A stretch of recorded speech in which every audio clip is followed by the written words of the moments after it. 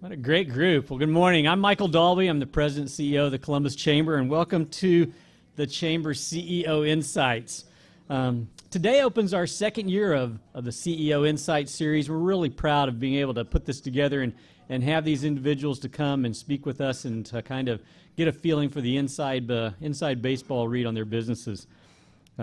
There's probably some familiar faces I can see in the crowd that have been here to our events before, but if this is your first one, thanks for joining us today. All along the way with the program, you can be on Twitter and you can follow the hashtag CEO Insights, and we appreciate those. Now, if this is one of your first opportunities to meet us, the Chamber of Commerce, I'll take a little moment and tell you a little bit about us. We are probably not like your typical Chamber of Commerce. We have two major parts of our operations. One is government relations work, and we are constantly doing work to be the advocates for the business community, the economy in general, but also businesses in particular, to help them to navigate through government and figure out what they need to do so that they can deal with the issues and challenges of policies and the opportunities that are there.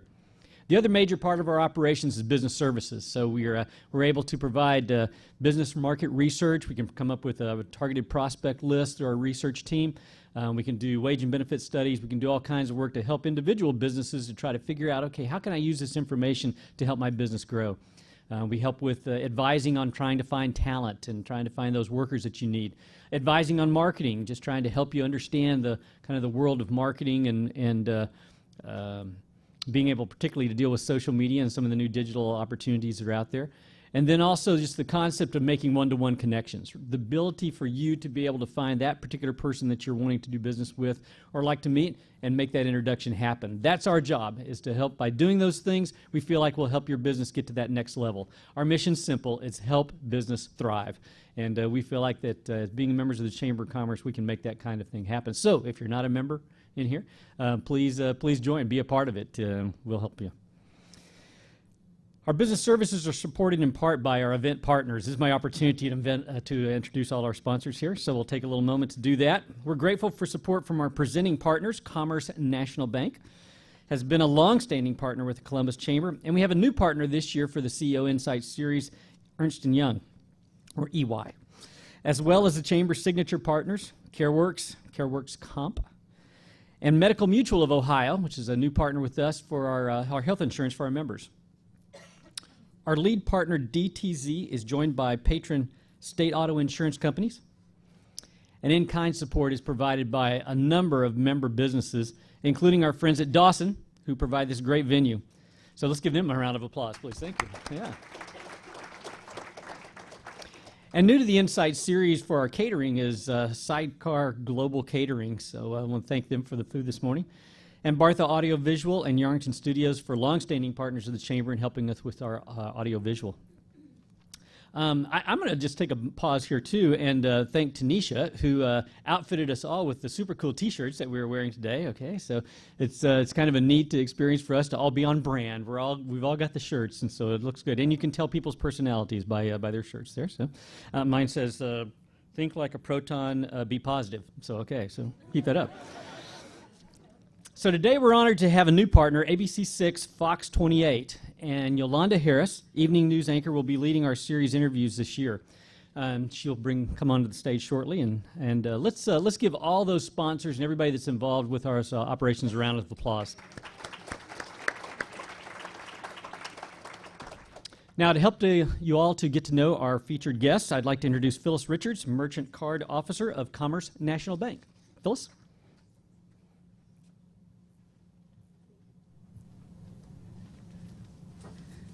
Thank you, Michael. Good morning. It's a pleasure to be here.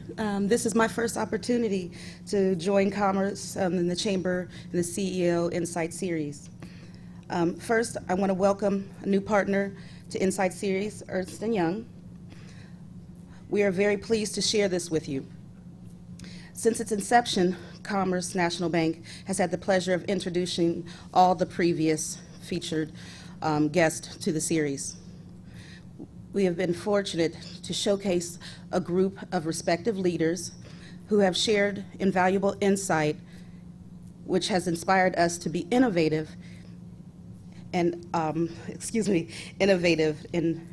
in our own businesses and lives. Today, I have the pleasure of introducing our featured guest, Tanisha Robertson, co-founder and CEO of Print Syndicate, a customized digital design and marketing company with an e-commerce platform that provides high-quality print on demand. I, for one, am eager to learn more about Ms. Robinson. If you look up the definition of entrepreneurial spirit, my guess is you would find a photo of Tanisha Robinson. From her time in the U.S. Army to a fellowship in Damascus, Syria, to returning to Columbus and building up multiple innovative companies, to the groundbreaking, I recommend, Tanisha is providing a force to be reckoned with within the business and humanitarian community. In fact, she was honored by Women to Watch by the YWCA. She is smart, innovative, energized, creative, and some would say fearless.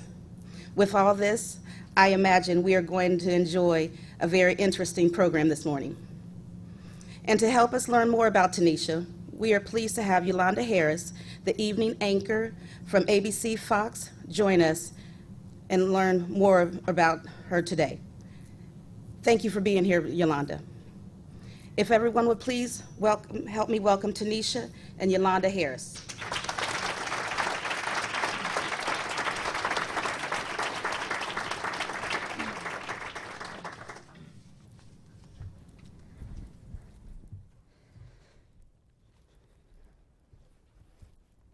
Well, good morning, everyone.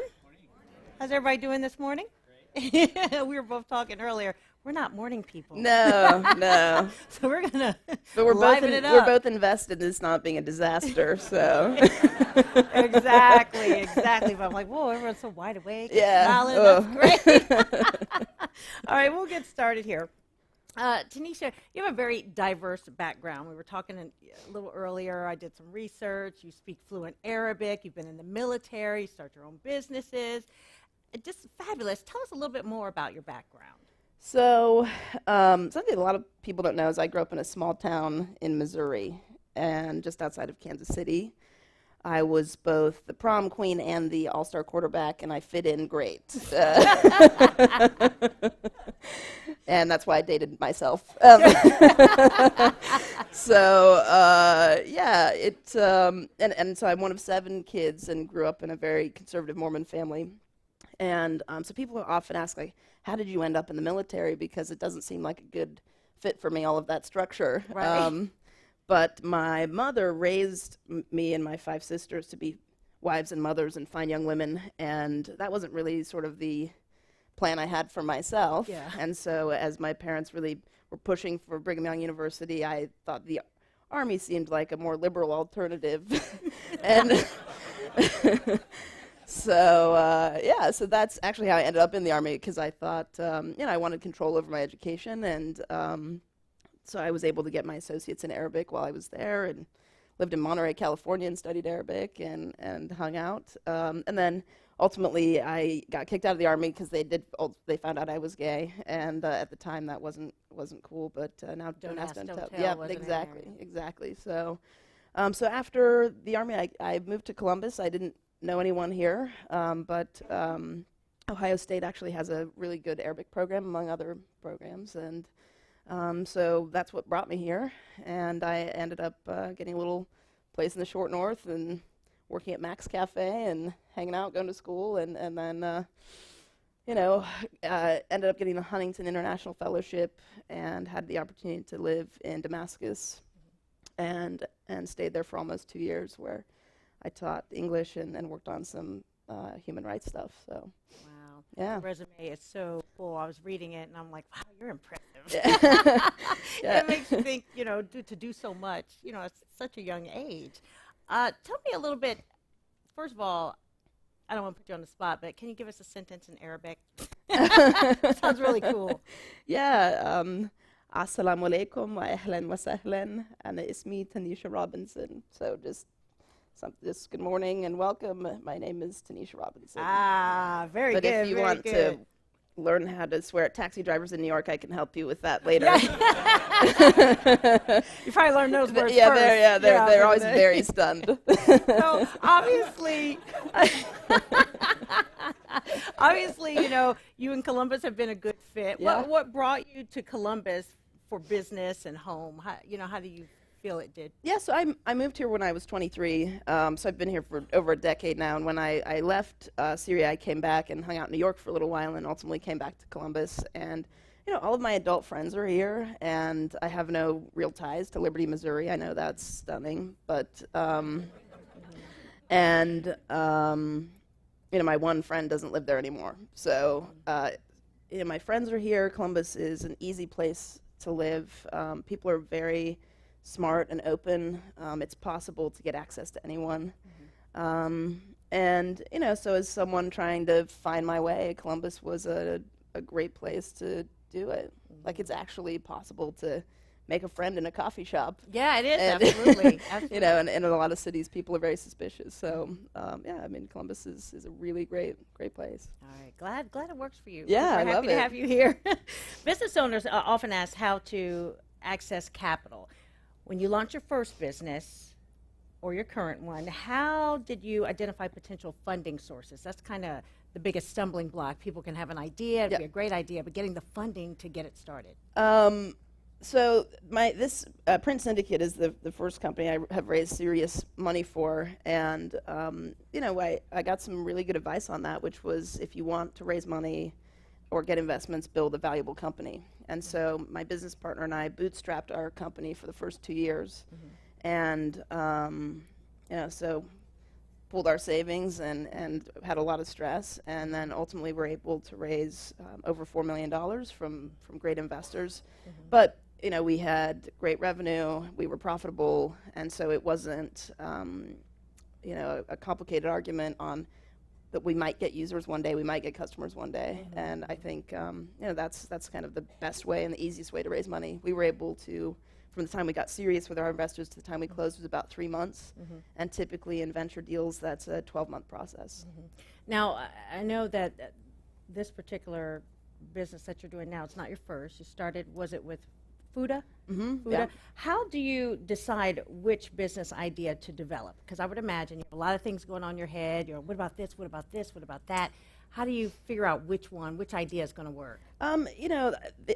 So in any kind of endeavor, it's always about opportunity cost. And so, there are a lot of ideas and problems I can think of a reasonable solution to. But the question is, if I'm going to spend years of my life and sacrifice time with my friends and family, is this something I want to really spend my time on? And so, it's really a big question of interest and passion, because if you're, going to go for the instability of launching your own business, you better fucking love it. Yeah, that's right. It becomes your life.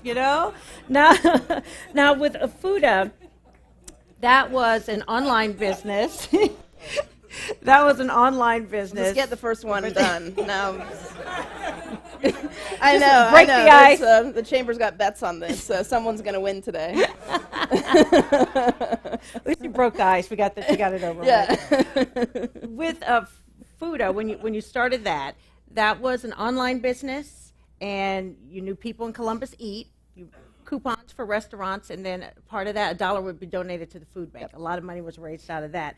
When you sold Fuda, can you share some of the learning moments you had as you built it and then you elected to sell it? Yeah, so we launched Fuda before Living Social and Groupon made it to the Columbus market. And, Fuda was not a particularly revolutionary new idea. It was a twist on the Groupon model, which was focusing only on restaurants, because people can have multiple loyalties to restaurants, but not a gym or something. Right. So the big learning for me with Fuda was a couple things. One, a company, even a 2-person company, can be a lever for impact.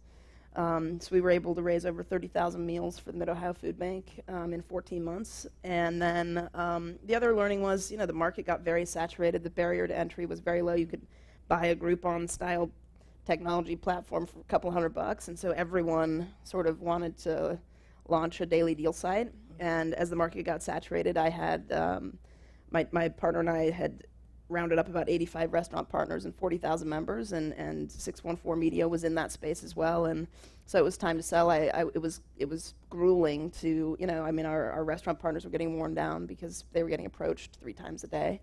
And, so it was a good deal for me and a good deal for 614. Okay. Tell us a little bit about TicketFire. Yes. What that is and what the concept behind it So is. TicketFire is a mobile app that came out of a frustration and a creepy Craigslist interaction. There are a lot of those.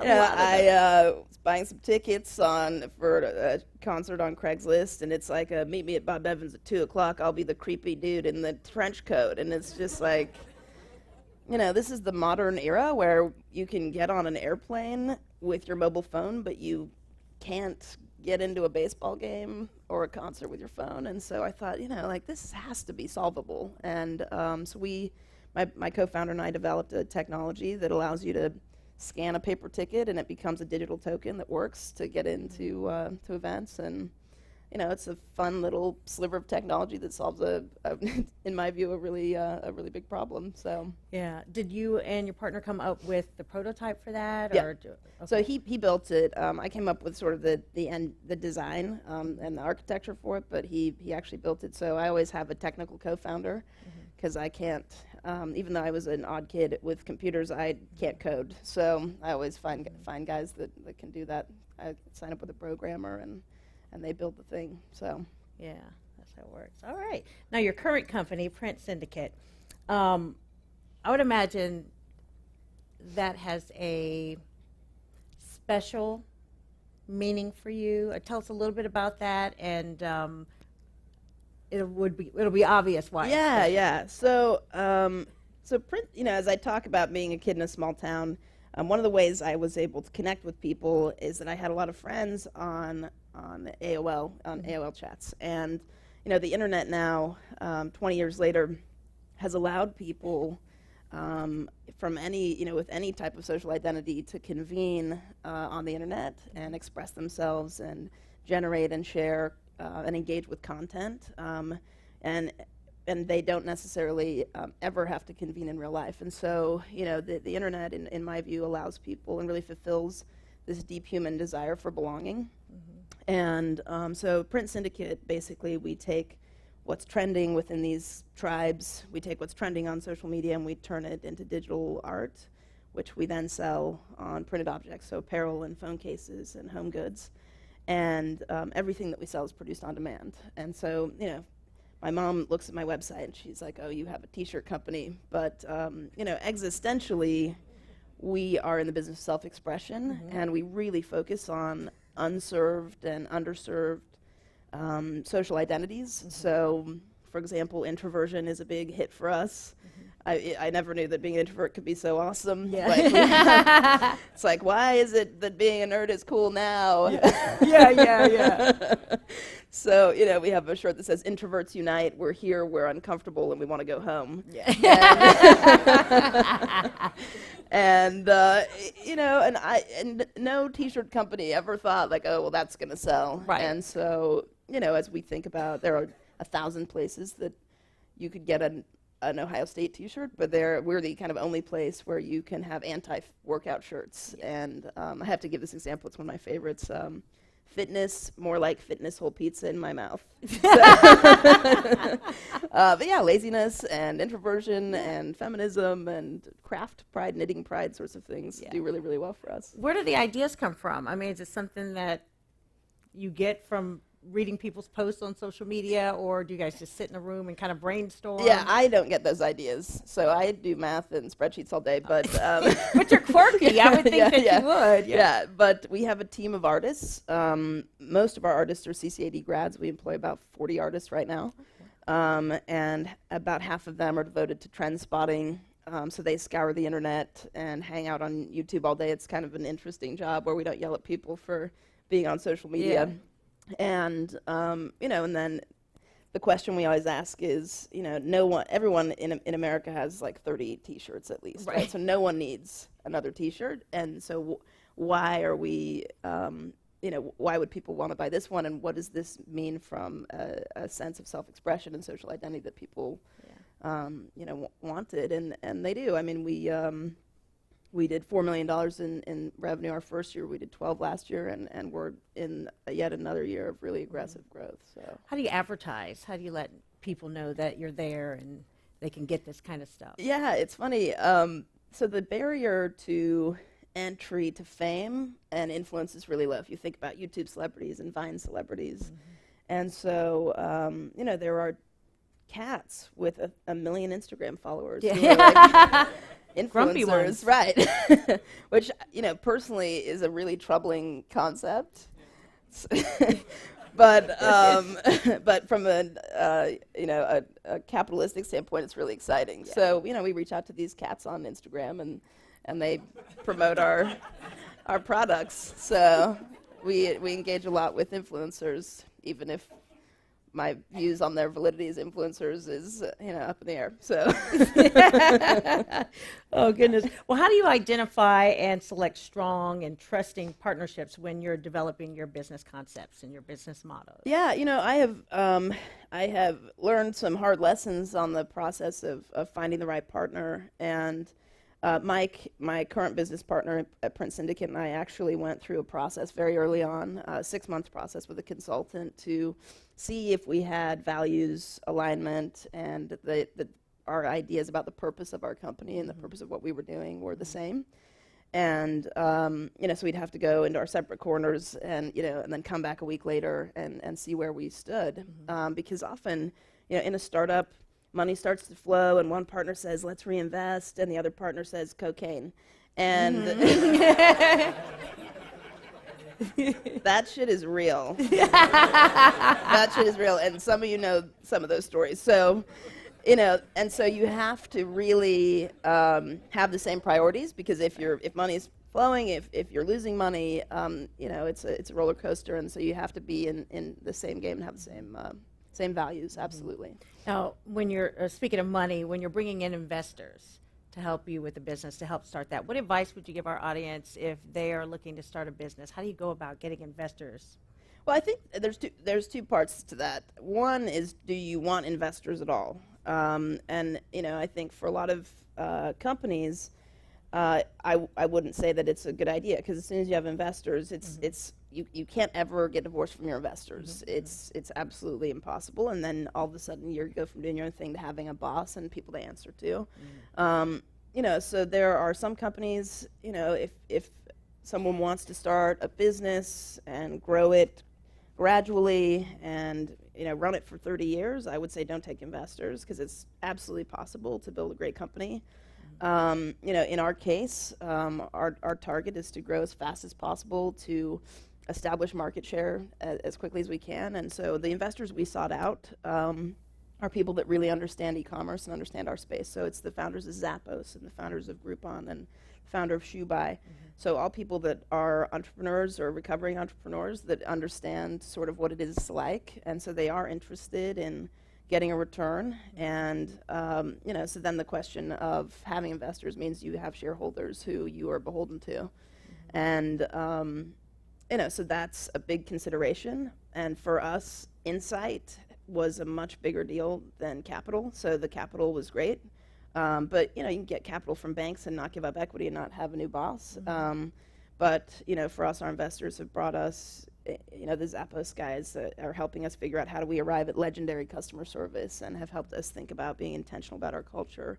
And, our Boston guys connected us with Len Schlesinger, who's our new board member. And so those sorts of things would not be possible for us if we hadn't brought those investors on. It's also been great from a recruitment standpoint. So it's one thing to try to convince people to quit their jobs and come sign up for me and Mike's company. Yeah, and it's and it's another to have the validation and gravitas that raising our money did, because now when someone goes home and says, hey, honey, I'm going to quit my high-paying job at Abercrombie and join a startup, it's like, okay, it's a little bit more less terrifying, I think. For Right. They're like, oh, you do that in your 20s. Yeah, you don't do that now. You don't exactly, do that now. exactly. Well, speaking of the people you employ, and you mentioned the artists that you employ, attracting and retaining talent, always a top concern with any business. How do you locate and retain good people? Yeah, I think Columbus is a great hub for talent. There is such a broad scope of talent here, both on the retail side and on the design side. And for us, we really try to be intentional about our culture. We have a lot of fun. It's we really encourage people to be themselves at work, which I think for a couple people we've recruited from more corporate environments, we're still deprogramming them a little bit. Right.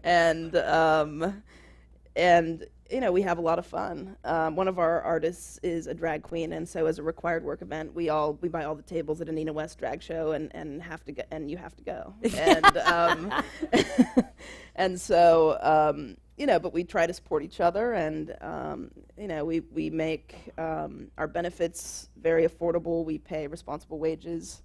And by that I mean in our production facility, average wage is about $15 an hour.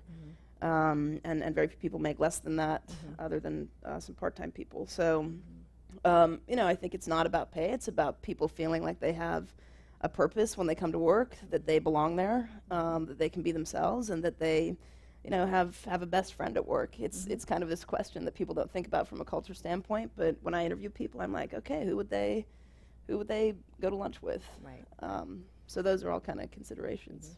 Now, we did touch a little bit on social media and the importance of that. A lot of people, I think, who have been in business for a while or maybe older may not know all the social media outlets or how to get involved in them and how to use them for free advertisement.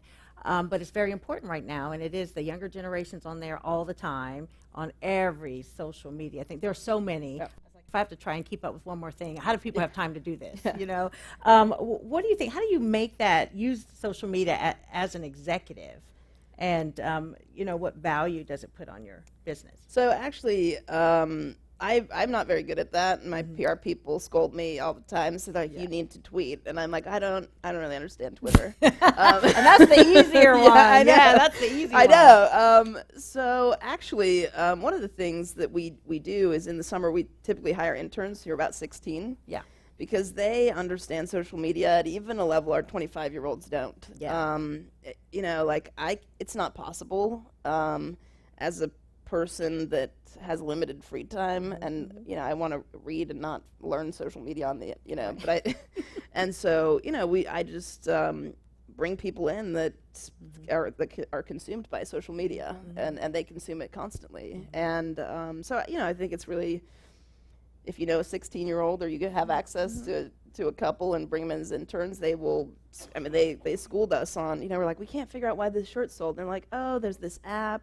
Or it's like this blog, Hello Giggles, and it's like there's so much out there. It really is. And and it's funny. We talk about it, we laugh about it, but it is true. Yeah. Get those young people involved because it's free advertisement, and as you see, it works. Right. I mean, it absolutely works. But am I going to go find Hello Giggles? Never. No, but right. you employ someone who people. can, and yes. that's the smart thing to do. So for us, then we also use a lot of analytics to kind of to wrangle the sources of social media that are working.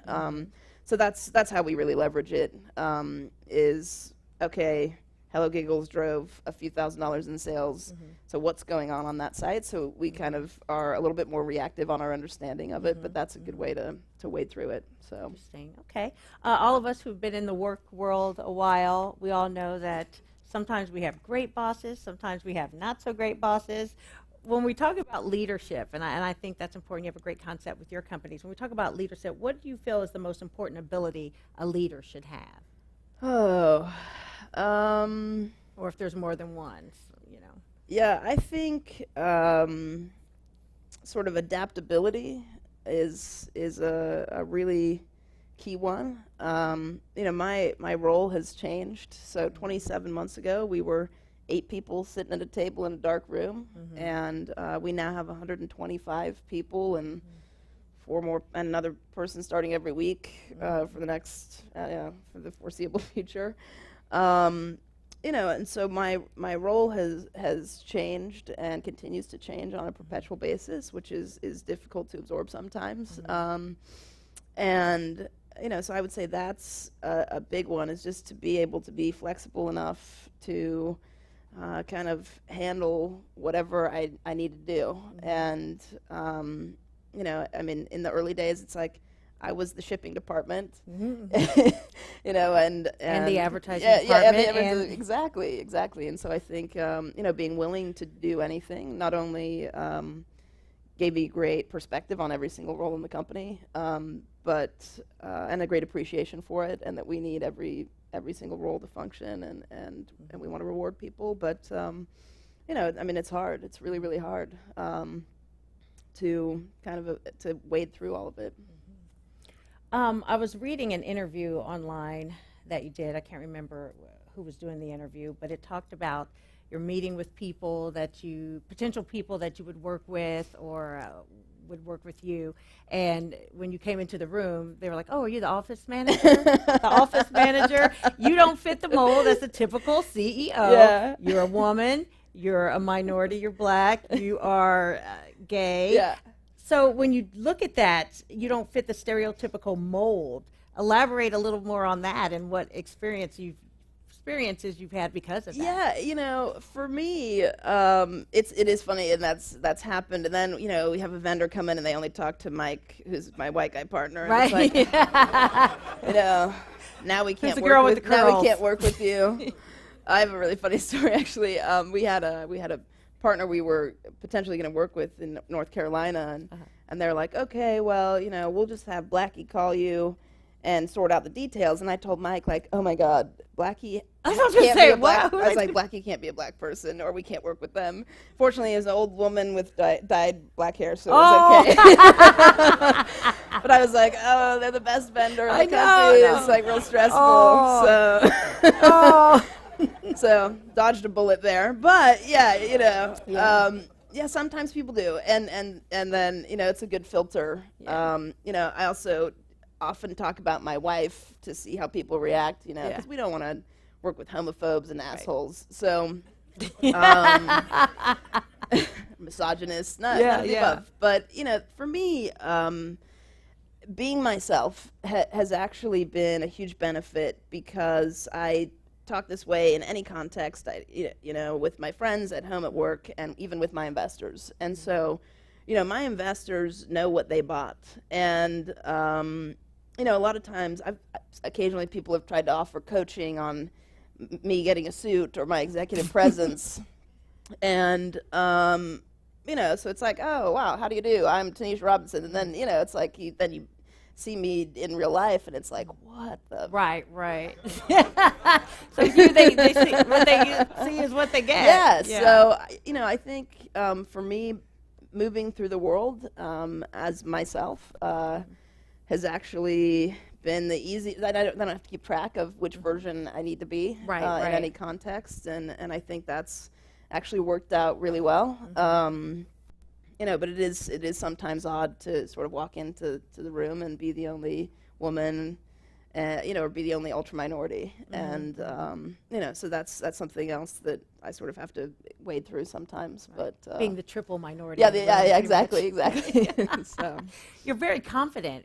Where did that come from? Is that upbringing, or is that just kind of, I'm going for this, I'm going to do it, I am who I am? And yeah, not my upbringing, no.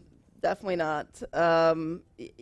But you know, I think the military is a great place to grow up. You know, it's where I sort of became an adult, and you know, you learn, they push you on your limits, and you learn. I learned a lot about myself and what I'm capable of physically and mentally, and you know, it was a really, really great experience for me.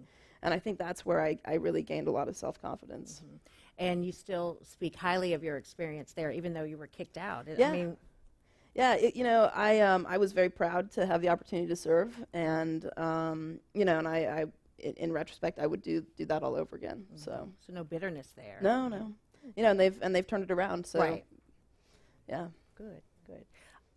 As an entrepreneur, it's important to have mentors. I think as a person in general, it's important to have mentors. Who are some of your mentors or people you looked up to?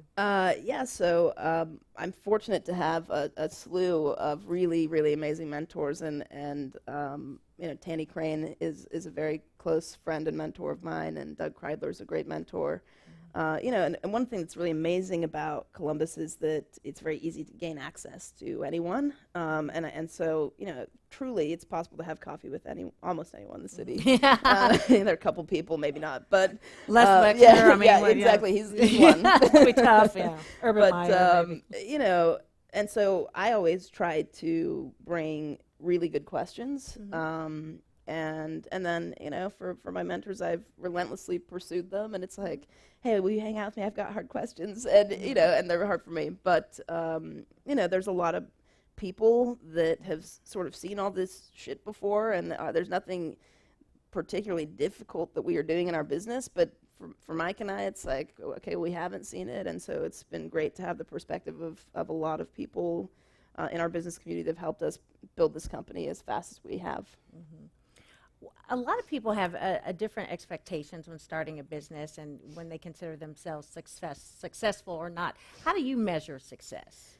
Yeah, when I was little, we didn't have a lot of money, and so it was always about like wanting a thing and saving my pennies so that I could have that particular object. And as I've grown up, I think when I look at people that I view to be the most successful, they are having significant impact. And so, for me, one of my big driver, even as an entrepreneur, is that I see money as a lever and a magnifier for impact. And so I'm absolutely building this business to create a giant pile of money because I want to work on social change. And social change is a really, really, really expensive problem. And, so success for me would be to have an impact on my community or on a regional scope or national scope. But so I think people that are having global impact are the most successful people in my perspective. Okay. You have a lot of ideas. You have a lot of things going on in your mind. I can see the wheels turning, How do you keep from getting distracted by new opportunities or new innovations that you see? Like, how do you stay on track with the one that... My wife said no more startups. No more startups? startups? I sell one. She said I have to sell one before I can do any more. So so therefore, someone else keeps you from getting distracted. They just tell you no. So all right. that happy wife, happy life thing is a real thing. So all right, so that's how you stay focused. Yeah, absolutely. She helps you stay Absolutely. focused.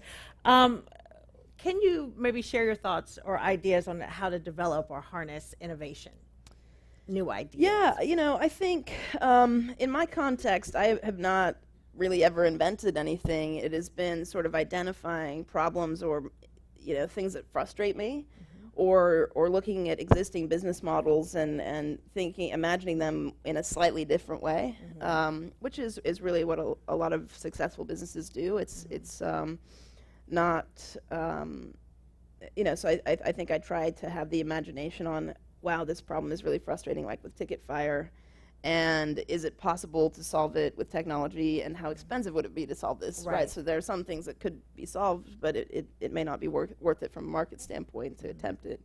With Print Syndicate, we, Mike and I saw an opportunity, so there's a sort of business model like Cafe Press where anyone can upload anything. And the interesting thing is there's real-time products. The limitation is you have a giant marketplace full of shit products.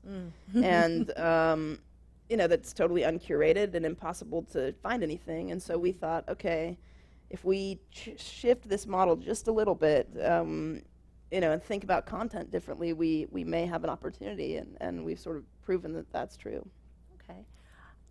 When you look at being an entrepreneur, starting a business, a lot of people, when they do startups, it's trial and error and trying to figure things out. When you look back at your career, are there anything you look back on and you feel were mistakes or? Oh, God. Yeah. We have a graveyard of failed experiments for Print Syndicate over the past 27 months. And there is a lot, but I think the key is to fail quickly and then iterate. And, we try to have a very open environment around, like, when something fails, we admit it, and then we move on. And so, and even as we've failed in leadership sometimes on, having the right intentions, then the execution goes a little wonky, to then iterate and fix it and move forward. So, we try to be really transparent and really have a very high tolerance for failure, because we fail probably daily on something. Yeah. So, What do you learn from those mistakes? it took us really 2 years to refine our model. So we attempted a lot of different things and attempted a lot of different things on how to best reward our people. Right, we wanted to reward high performance and sometimes got it wrong. It became like cutthroat, and we didn't want that.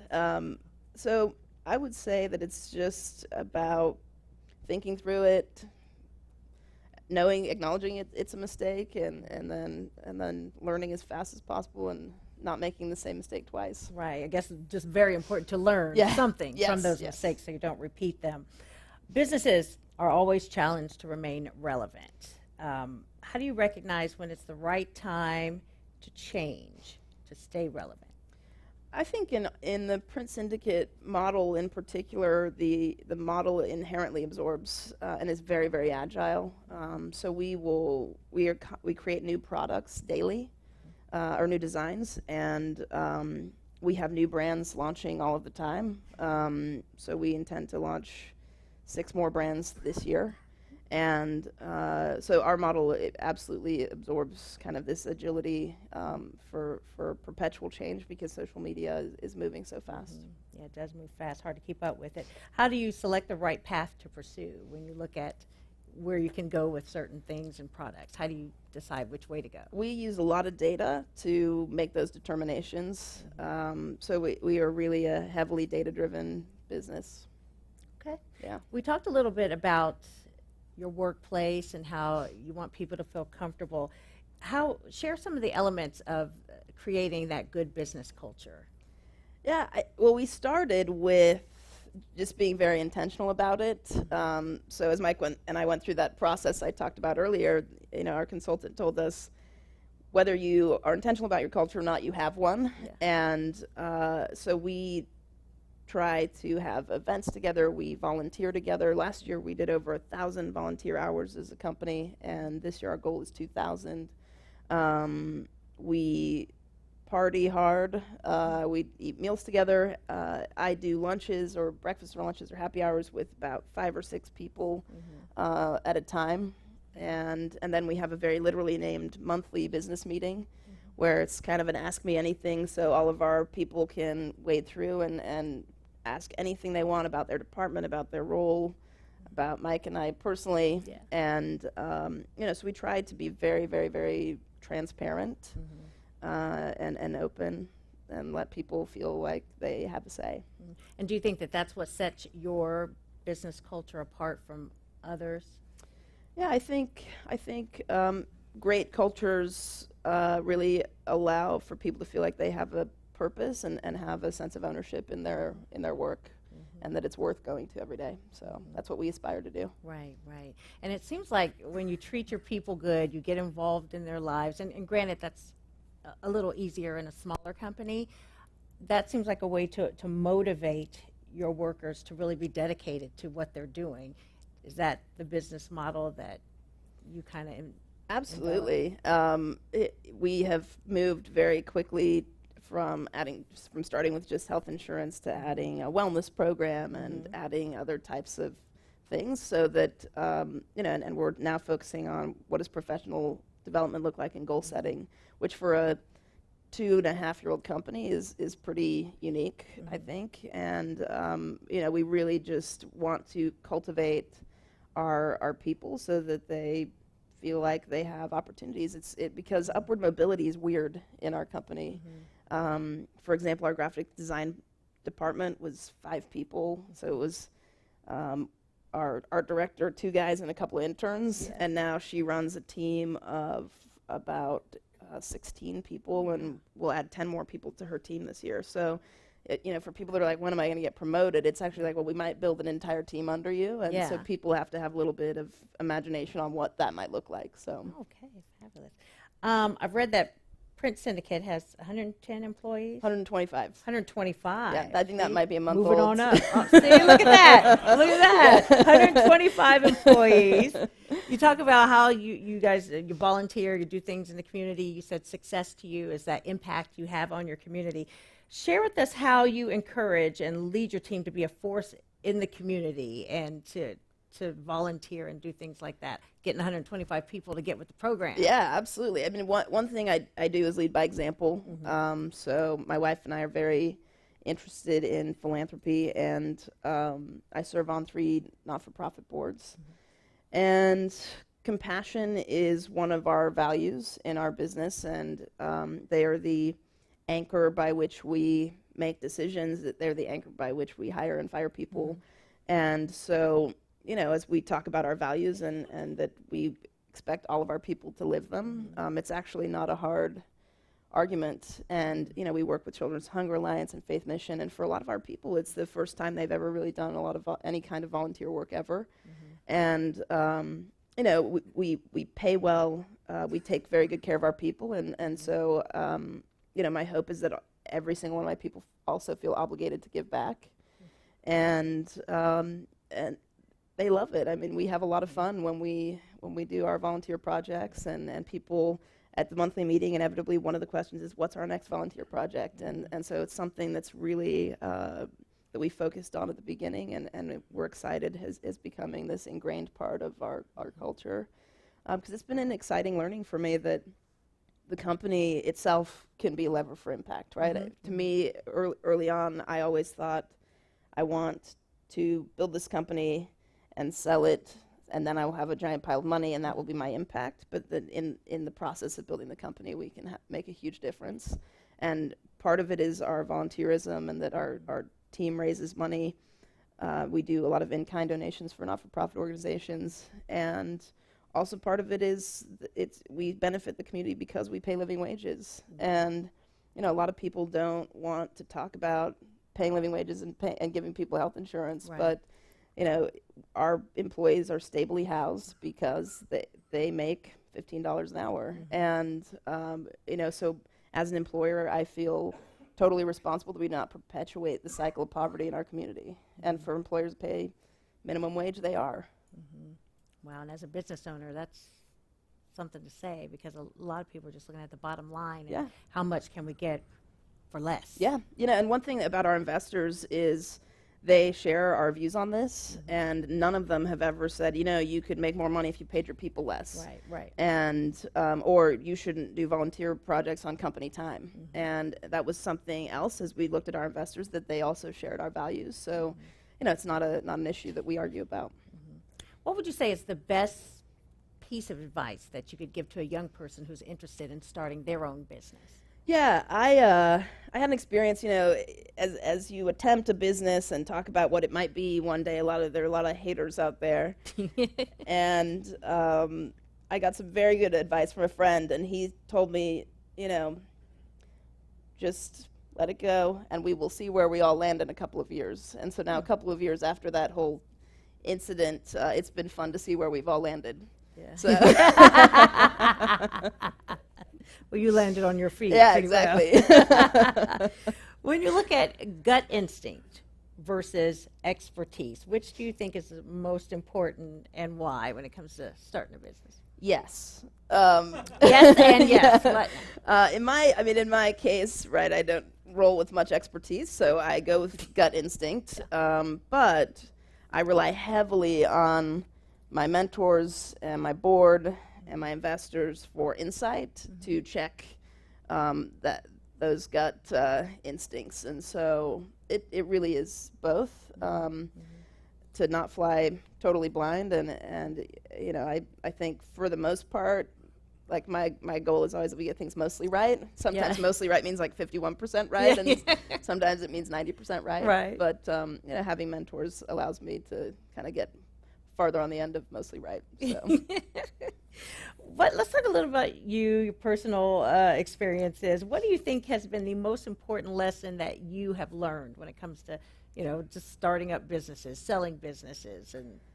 I think being brave and has been a big one. And people often ask how we got rounded up with our investors, and the reality is I heard Tony Hsieh speak. He's the CEO of Zappos, and I emailed him. And, you know, a lot of people would be like, oh, well, he won't email me back or whatever. And I emailed him a very thoughtful email and asked him a really good question. And he connected me with the head of innovation from Zappos, who now is someone I talk to on the regular. And so Zappos said, hey, if you ever decide to raise money, we'll throw in. And it's actually the Vegas Tech Fund. But and then ultimately they introduced us to our lead investor out of Boston. And, you know, so I have been... I just call people and or email people and see what happens without, I mean, because the consequence is he never emails me back, right? Right. But, you know, I'm not going to die. Exactly.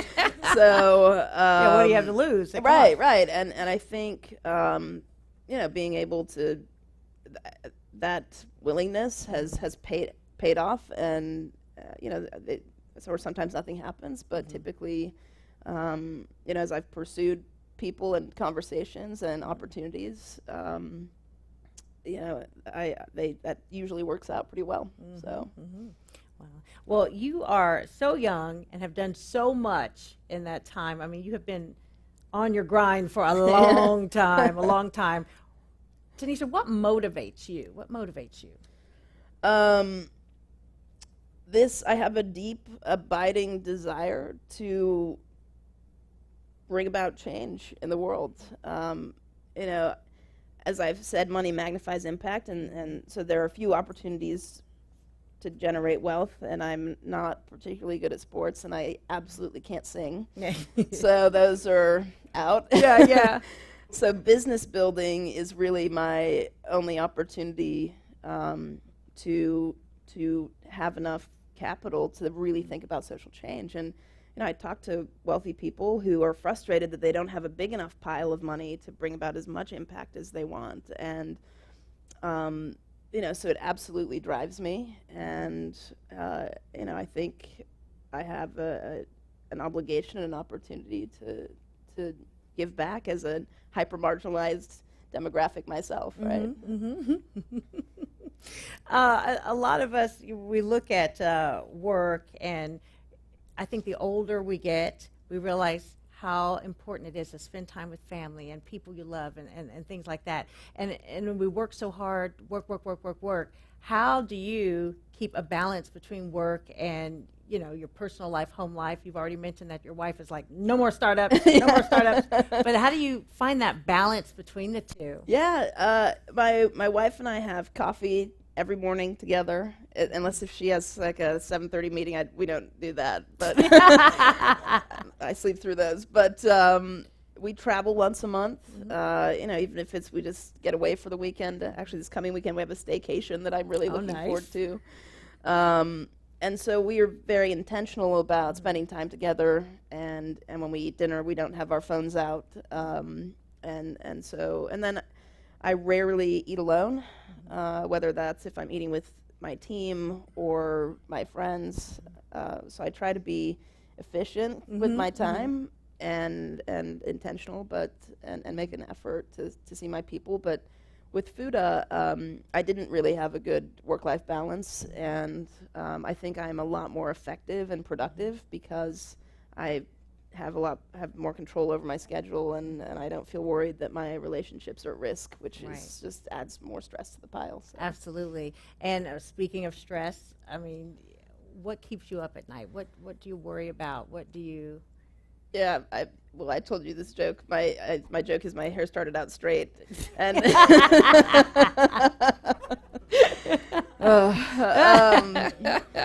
yeah, I would say the biggest thing right now is thinking about how to develop my people. So now our old timers have been with us for 2 years, and really thinking, what does professional development look like for them? Because most of our people are about 24, 25. So that's why I'm stressed, right? Millennials, but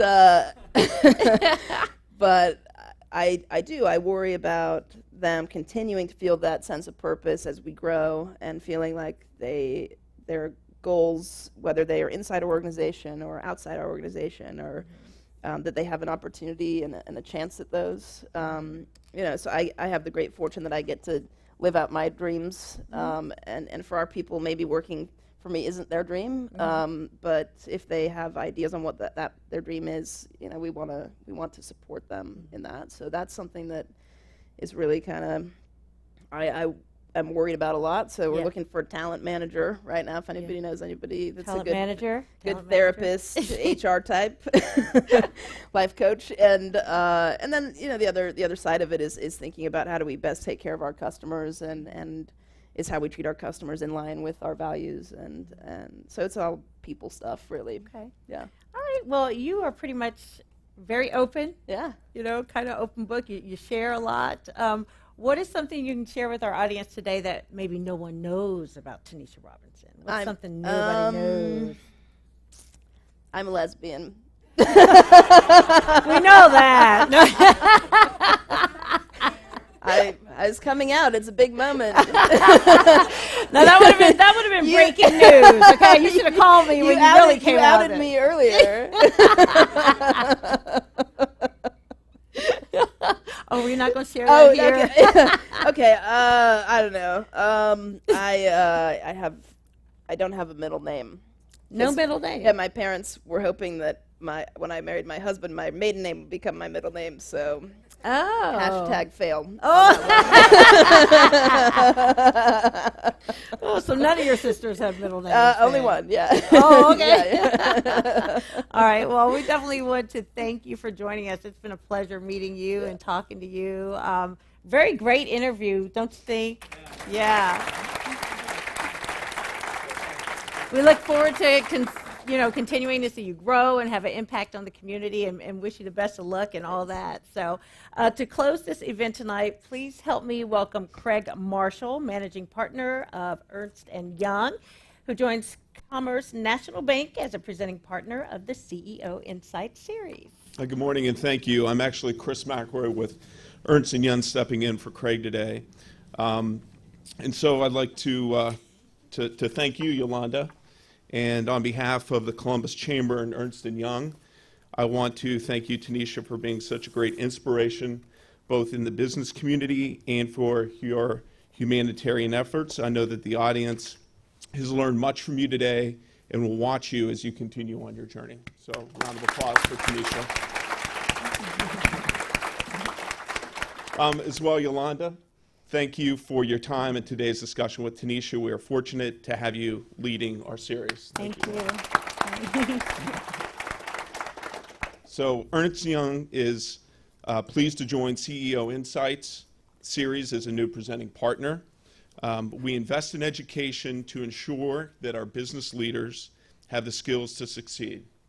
We know, too, that entrepreneurs transform economies, drive innovation, and change communities. Our partnership with the Columbus Chamber just makes good sense as the Chamber continues to provide educational and leadership programs and events to help businesses of all sizes in our community grow and thrive. One of the best of these programs is coming on May 8th when the Columbus Chamber will host the 10th Annual Government Day. This is an opportunity for all business leaders to connect with our public officials. Officials from federal, state, and local levels will join us as we present policy discussions that support the public policy agenda and the interests of our business communities. The next CEO Insights will be held on June 10th at this same location. Thank you again for Dawson for hosting us. Cindy Monroe, founder, CEO, and president of 31 Gifts, will be our featured guest, joined again by Yolanda Harris. Ms. Monroe has a remarkable story. To join these programs and events, visit the Columbus Chamber website for updates and to purchase tickets. Again, on behalf of the Columbus Chamber, Ernst & Young, and Commerce National Bank, thank you for joining us today. We look forward to seeing you again at CEO Insights. Thank you.